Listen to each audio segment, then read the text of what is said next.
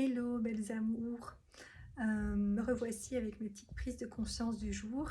Bon, je ne les ai pas faites tous les jours parce qu'il s'est de nouveau passé plein de trucs et donc j'ai pas eu le temps de faire les petits partages quotidiens. Et du coup, je vais faire un partage un tout petit peu plus long, mais pas trop, où je vais regrouper plusieurs jours, mais en sélectionnant que ce qui est intéressant à partager. Et d'ailleurs, je pense que du coup, je vais faire 2 vidéos pour cette semaine qui s'est écoulée, comme ça, elles ne seront pas trop longues. Donc ici, je vais vous faire 2-3 jours de prise de conscience et puis je ferai les autres ce soir ou demain, on verra. Donc, pour ce qui est des premiers jours, donc on va dire le 16, 17 et 18 mars, plus un peu de trucs d'aujourd'hui parce que forcément, je fais déjà des liens entre d'autres choses qui se sont passées entre-temps.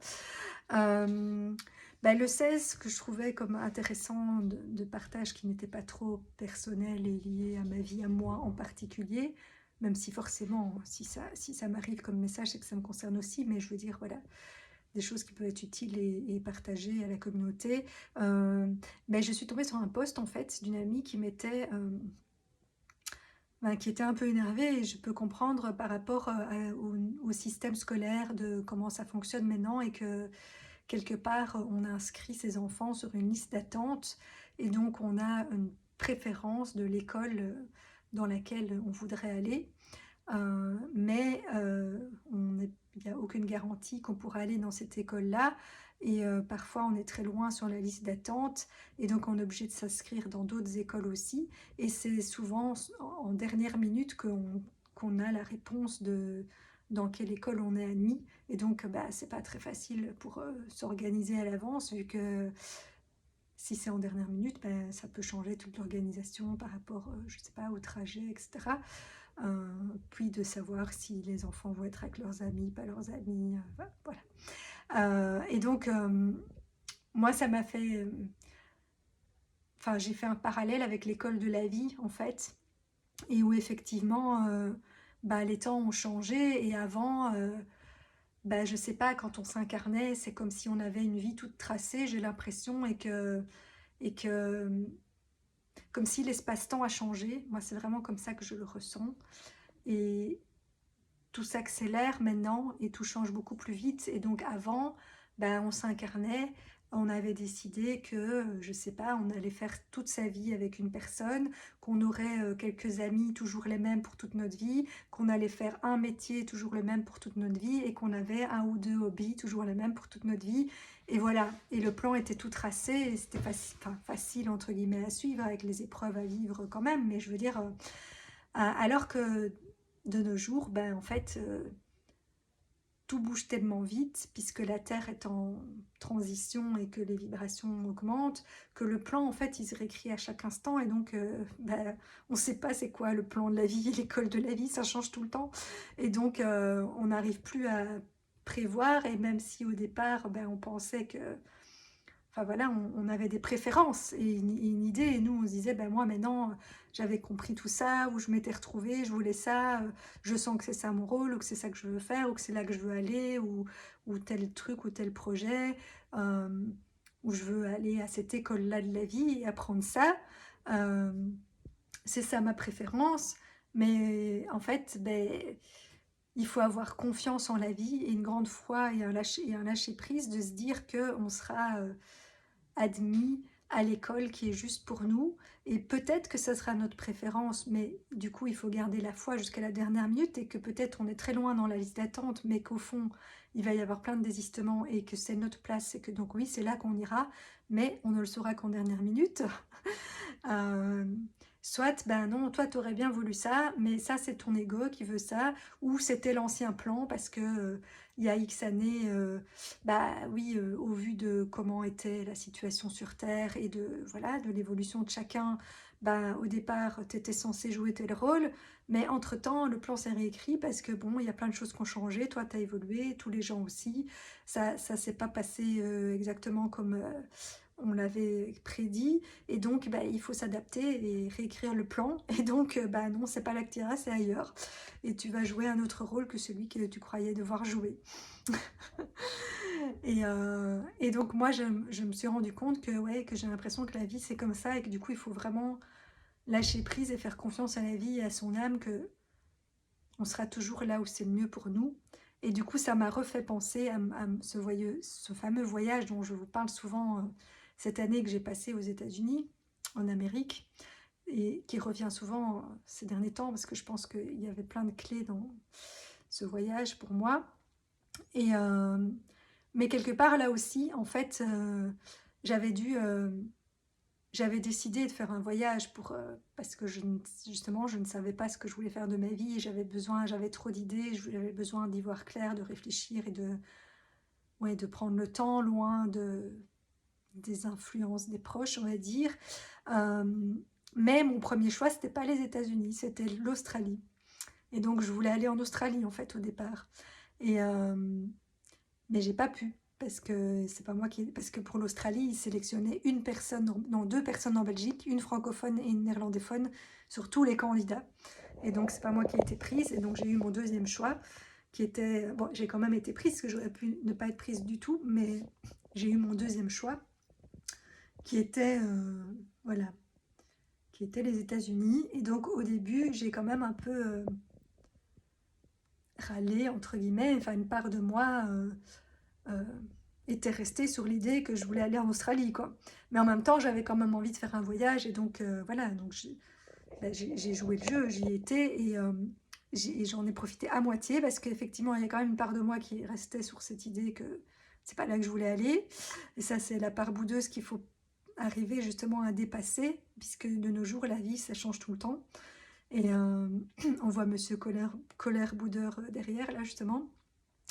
Et, et du coup, voilà, de profiter de l'expérience qui nous est proposée, même si c'est pas celle qu'on aurait voulu. Et d'admettre que dans la vie, c'est pas nous qui décidons, c'est pas notre petit ego, et que qu'on est venu jouer une grande pièce collective, et qu'en fonction de l'évolution de chaque personne, chaque acteur, chaque actrice, euh, ben, la pièce se réécrit de, d'une manière qui est la plus utile ou la mieux pour tout le monde et pour le collectif, et y compris pour nous. Mais c'est pas comme nous, on voulait, quoi. Et il faut pouvoir s'adapter, et voilà, et pas rester coincé sur moi je voulais ci, ou je voulais ça, ou je voulais que ce soit comme ci, ou voilà, où j'ai ce potentiel-là, pourquoi je peux pas l'utiliser, finalement je dois faire autre chose, ou moi, j'ai même l'impression qu'il s'est passé que aux États-Unis, parce que dans toute notre vie, on rejoue les choses qu'on est venu travailler, hein. Donc des choses qui sont déjà, qui datent d'anciennes vies ou transgénérationnelles, qu'on vit euh, pendant la grossesse et la naissance, puis qu'on revit à plein de moments dans notre vie, chaque fois sous des formes différentes, jusqu'à ce qu'on comprenne et qu'on transcende ça. Et donc moi j'ai l'impression qu'à ma naissance, il s'est déjà passé ça aussi, euh, comme s'il y avait eu un changement de plan d'incarnation en dernière minute quelque part, et que moi j'étais restée coincée sur le plan d'avant, et que du coup quand je suis arrivée j'ai fait ah non, moi c'est pas ça, c'était pas ça le plan, moi c'est pas ça que j'avais prévu, j'ai pas prévu cette famille là, puis je devais être un homme et pas une femme, je devais avoir une sœur jumelle, machin, enfin voilà, bref, je vous passe tous les détails, mais enfin pour ceux que ça intéresse, j'en ai déjà parlé dans d'autres vidéos, mais bon, voilà, bref. Et donc moi j'ai l'impression que je rejoue souvent ce truc de changement de plan de dernière minute, et que c'est quelque chose que j'ai du mal à gérer, en fait. Et c'est certainement aussi pour ça qu'on m'a donné des neuroatypies TSA, parce que c'est une caractéristique du TSA, c'est qu'on n'aime pas les changements de plan. Et donc c'est quelque chose que je dois vraiment travailler et transcender, et, et avoir à la fois que si le plan change et qu'on me met à une nouvelle place qui n'est pas celle sur laquelle j'étais restée dans mon idée, euh, mais c'est que c'est juste, et c'est que j'ai tout ce qu'il faut pour, et que c'est là où je serai le mieux et le plus utile. Et donc voilà, c'était petite réflexion par laquelle j'étais passée, et du coup combinée avec quelque chose qui est venu aujourd'hui, parce que je trouve qu'il y a un lien entre les deux aussi, mais justement je parlais de neuroatypie, etc., ou quel que soit oui, le handicap ou la neuroatypie qu'on peut avoir, ou que vos enfants peuvent avoir. d'arriver à faire la différence, ce qui est déjà pas évident pour un adulte et donc encore moins pour un enfant, entre ce qui est un réel handicap ou neuroatypie ou quelque chose voilà, qui est physiologique et qui donc ne peut pas être complètement dépassé ou demande en tout cas beaucoup de travail et d'adaptation et donc c'est pas facile à faire et voire même il y a certaines choses voilà, qui sont quasi impossibles pour la personne qui a ce handicap ou cette atypie euh, et, et ce qui est de l'ordre du caprice et donc voilà, il y a parfois des choses où on croit que c'est un caprice. Comme moi, par exemple, quand j'ai dit que je ne saurais pas travailler dans un open space, ben, les gens ont cru que c'était un caprice que je faisais, alors que c'était vraiment une question de survie par rapport à comment moi je fonctionne, et ça me demande beaucoup trop d'adaptations qui m'ont conduit au burn-out. Et, euh, et donc là, quelque part, moi, j'ai essayé de quand même me suradapter en me disant que je faisais peut-être un caprice et que je devais quand même essayer. Et donc j'ai essayé, mais j'y suis pas arrivée. Et donc, bon, ça me confirmait que c'était pas un caprice et que ça, c'est quelque chose qui, moi, me demande trop d'adaptation et que je peux faire un peu, mais pas, voilà, me suradapter, ça, il y va de ma santé, on va dire. Et par contre, il y a d'autres choses où c'est l'inverse et où peut-être euh, j'aurais tendance, et je dis ça parce que même moi qui suis adulte, euh, il m'a fallu tout un temps et encore maintenant, des fois, je me dis, est-ce que je n'utilise pas ça des fois pour des caprices aussi, parce que maintenant que j'ai conscience de certains de mes difficultés ou handicaps, euh, tout en sachant aussi qu'on m'a donné les potentiels pour passer au-dessus, enfin voilà, pour compenser, on va dire, mais bon, je peux pas surcompenser tout le temps, sinon là, vraiment, ça me fatigue de trop, donc je dois trouver le juste équilibre entre le fait que oui, j'ai appris, ou il y a des choses qui étaient innées, des potentiels que j'avais déjà à la base, et d'autres choses que j'ai appris de comment m'adapter pour mieux vivre avec ça, mais je ne dois pas me suradapter, parce que c'est me faire du mal, et aller à l'encontre de qui je suis, et voilà, c'est mauvais pour moi, on va dire. Par contre, il y a des choses où j'ai appris à m'adapter et où ça ne me demande pas trop d'efforts et que je peux le faire si j'ai envie. C'est juste que des fois, j'ai pas envie. Voire, il y a des choses que j'ai toujours su faire, mais que du coup, ça m'a arrangé de mettre sur le compte de ces handicaps ou de ces atypies. Et je m'en rendais pas compte à l'époque, hein. C'est maintenant, en y réfléchissant, ou que même il y a encore des fois où ça m'arrive d'utiliser ça comme une excuse finalement. euh, pour mes caprices, entre guillemets, ou pour quelque chose que j'ai pas envie de faire. Et du coup, je prends ça comme excuse, genre, ben, je sais pas parce que j'ai tel handicap ou spécificité, alors qu'au fond, si je voulais, je pourrais, quoi. Euh, Par contre, il y a d'autres choses où là, je peux vraiment pas. Et donc, pour les enfants, ben, je trouve que c'est important aussi d'arriver à distinguer ce qui est de l'ordre du caprice ou ce qui est ou ce qui est un réel besoin ou une réelle incapacité à faire quelque chose, quoi. Et, euh, et voilà, c'est pas facile. J'ai pas la solution miracle pour vous dire à ce moment-là c'est un caprice ou à ce moment-là c'est un réel besoin ou une incapacité. Mais je pense que, bah, je veux dire, quand on se connaît bien soi-même ou qu'on connaît bien ses enfants, bah, au fur et à mesure, on arrive à avoir, à distinguer la différence. Euh, Moi, je m'en suis rendu compte aussi pour moi-même parce que j'ai dû m'occuper d'une enfant euh, qui avait un handicap et, et j'ai compris que elle en surjouait et que donc il y avait des choses où elle est consciente de cet enfant-là est consciente de son handicap et de certaines choses enfin voilà, maladie ou spécificité qu'elle a, mais elle en surjoue parce que du coup, maintenant, comme elle sait que les gens savent qu'elle a ce handicap et que du coup, ben, ça lui permet d'échapper à certaines choses ou de faire des choses différemment. Et c'est juste pour certaines choses parce que réellement, c'est très difficile pour elle. Mais du coup, elle en joue pour d'autres choses où elle sait faire, mais elle a juste pas envie. Et du coup, elle fait celle qui sait pas. Et moi, enfin voilà, et donc au début, parce que moi en plus je suis assez empathique avec les enfants, puisque quelque part j'ai envie d'aider les enfants pour pas qu'ils vivent tout ce que moi j'ai dû vivre, voilà, plus jeune. Mais du coup, je suis peut-être trop empathique parce que les enfants sont aussi des grands manipulateurs par moment et je l'ai peut-être été aussi certainement, hein, mais pas en conscience, mais voilà. Mais même en conscience, les enfants, ils comprennent vite hein, comment faire leurs caprices et comment faire craquer les parents, ou pour les parents divorcés, comment jouer chez l'un à ça et chez l'autre à ça. Et donc, c'est difficile d'arriver à voir ben, quand est-ce que c'est un jeu et un caprice, et quand est-ce que réellement, là, il y a réellement quelque chose voilà, qui est de l'ordre du génétique, de, du fait que l'enfant fonctionne différemment et ne sait pas s'adapter et faire les choses comme la majorité des gens.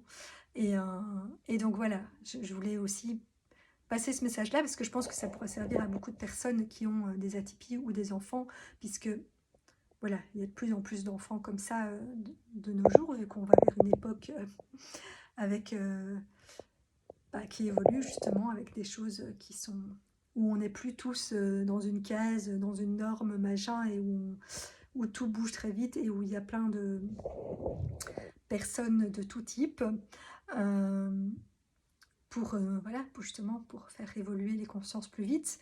Et donc je pense que, voilà, que ça pourra parler à un certain nombre de parents, ou pour vous-même, pour votre propre enfant intérieur ou vos propres atypies ou difficultés dans la vie. Est-ce que, voilà, est-ce qu'on est bien honnête avec soi-même? Et c'est pas toujours facile, hein, parce qu'il y a aussi l'ego qui s'en mêle, et l'inconscient qui fait que des fois on n'a même pas conscience qu'on joue de ça. Mais si on est honnête avec soi-même et qu'on se regarde bien en face, à un moment donné, on se dit oui, là je joue un peu la comédie, ou j'exagère, ou je me sers de ça. Et par contre, ça, ben non, je ressens vraiment que j'ai beau faire tous les efforts que je veux, ça, j'y arrive pas. Ou bien ce truc-là, c'est pas un caprice, c'est un réel besoin, genre j'ai besoin d'air, j'ai besoin de la nature, enfin, voilà. Et, euh, et genre, c'est une question de survie presque, quoi.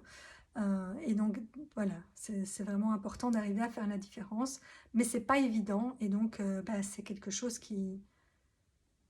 bah, qui s'apprend avec le temps, et de distinguer ça. Et donc, bah, moi, cet enfant-là, j'ai quand même assez vite compris qu'il y avait des choses où réellement elle savait pas, et puis il y a d'autres choses où je voyais bien, parce qu'on finit toujours par se trahir quand même à un moment donné.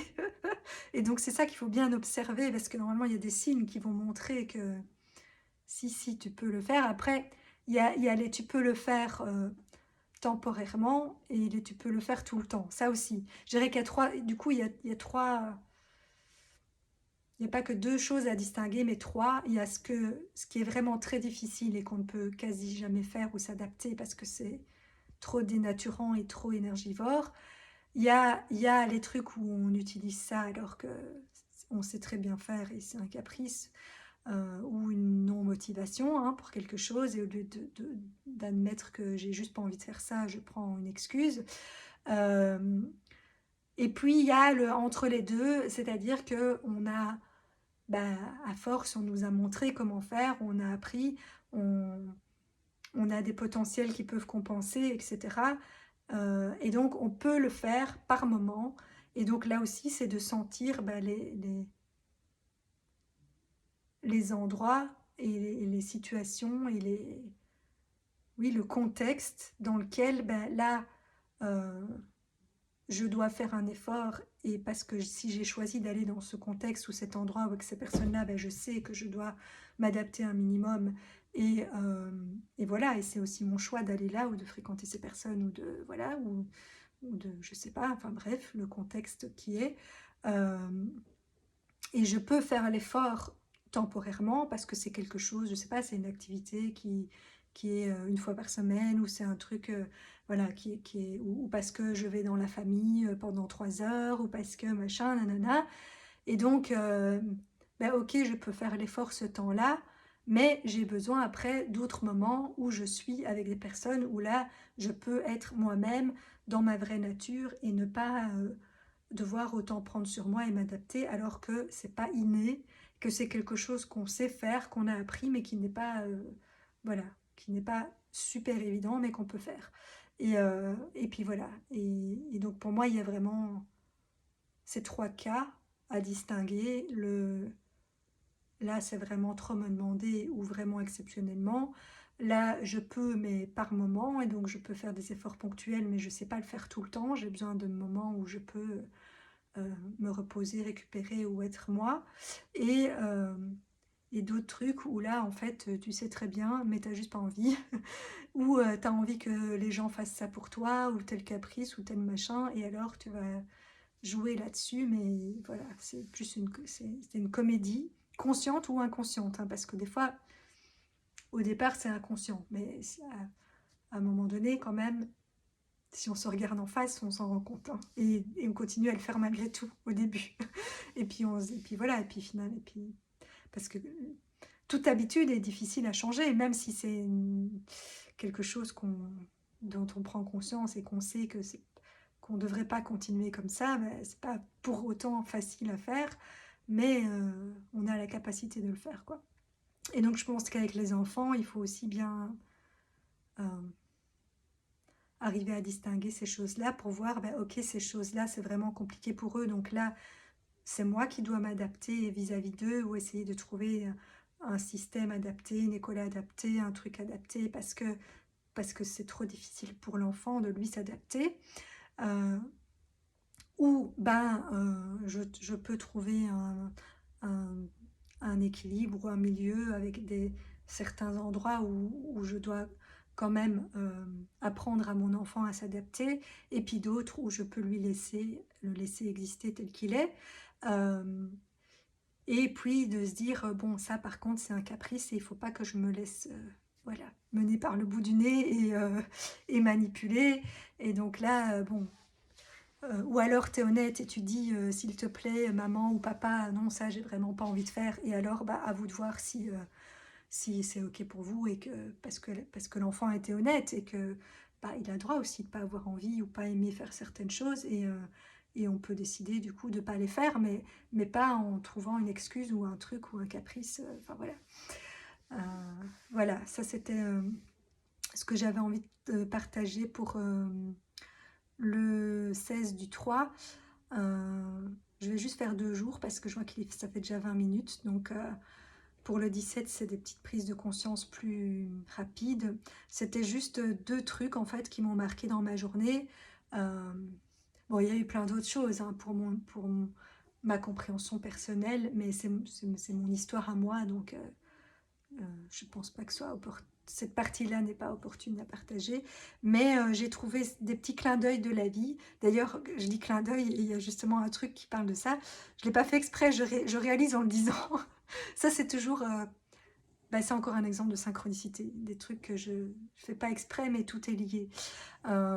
Et donc, j'ai été une journée voilà, que je faisais avec d'autres femmes, où on travaille sur la colère, et où il s'est passé pas mal de choses intéressantes cette journée-là. Et en fait, euh, il n'y avait pas de place dans le parking où je pensais aller, parce que je sais pas, il y avait un autre événement et toutes les places étaient prises. Et du coup, je me suis garée euh, à un lavoir automatique. Et, euh, et quand je suis revenue de ma journée, je me suis dit, ah ouais, ben en fait, la vie me montrait déjà que ta journée, ça va être nettoyage automatique. Parce que je pensais pas que les exercices et les choses qu'on allait faire allaient autant travailler. Et ça a fait... D'ailleurs, depuis, j'ai toujours un peu ma gorge... j'ai un peu perdu ma voix, et c'est toujours en travail parce qu'il y a plein de choses qui sont ajoutées entre, mais vraiment je sens qu'il y a un nettoyage qui me fatigue d'ailleurs, en cours en moi. Et donc c'est comme si la vie, voilà, la vie elle me montre, elle me dit, ah, tu t'es garé là, bah, journée gros nettoyage. Voilà. Et le deuxième truc, c'est qu'en entrant, j'avais mon œil droit, je ne sais pas si vous avez déjà eu ça, c'est comme une espèce de spam nerveux, et la paupière qui bouge toute seule. Je saurais même pas le faire en exprès parce que c'est qu'un seul œil, et le truc qui... Voilà. Et bon, après, il y a des causes physiologiques, j'ai été voir, hein, le stress, ça peut être des caféines et des trucs comme ça. Et effectivement, j'avais vu que c'était une grosse journée, j'avais bu du café, donc il y a peut-être la cause physiologique qui était là aussi. Et d'ailleurs, cette nuit-là, avec tous les nettoyages et le travail qu'on avait fait et plus le café, même si j'en ai pas bu trop tard, j'ai pas su dormir de la nuit. Donc il y avait ça. Mais j'ai été regarder, du coup, je prends mes notes, la signification symbolique aussi de ce clignotement de l'œil droit, et je trouvais ça intéressant parce que ça disait que ça indique une stabilisation, un retour à la normale ou une amélioration après un passage à vide. Ça serait une bonne nouvelle. Et que donc, ça dit aussi par rapport au projet que notre but sera bientôt atteint. Oui. Mais qu'il faut continuer à travailler en ce sens, et que donc l'œil droit, il regarde vers l'avenir. Et donc, voilà, on est sur la bonne voie. Et on sera pas freiné dans notre ascension, mais il faut continuer à faire l'effort pour continuer voilà, sa route par là. Euh, et donc oui, dans tous les domaines, c'était plutôt quelque chose de positif. Moi, je l'ai plus pris par rapport à mes projets, à ma relance, mais, euh, mais voilà, c'était aussi un message positif, et qui, ok, peut être aussi lié à tout ce travail et le stress attenant, mais voilà, je trouvais ça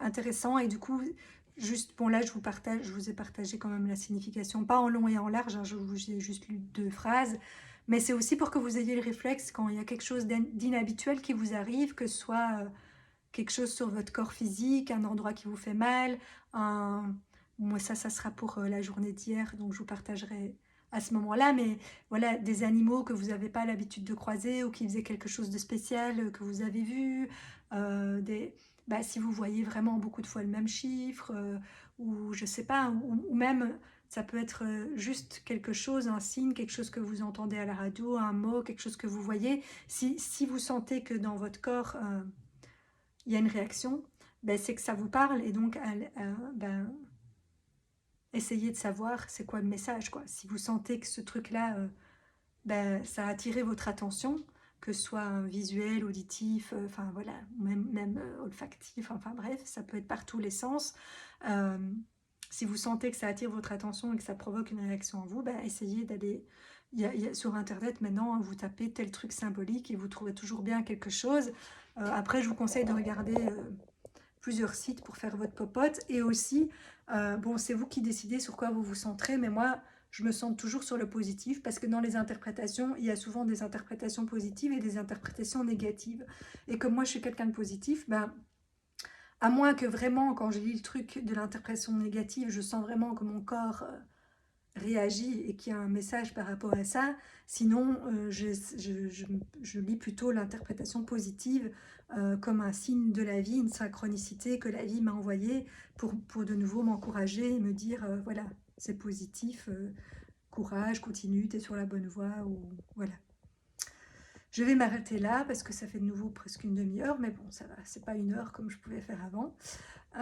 Je vous referai une autre vidéo avec des messages et une prise de conscience partielle et résumée, parce que moi, ça n'arrête pas toute la journée. Voilà, ce soir, ou on verra quand je me sentirai. Voilà, sur ce, belle journée, à bientôt.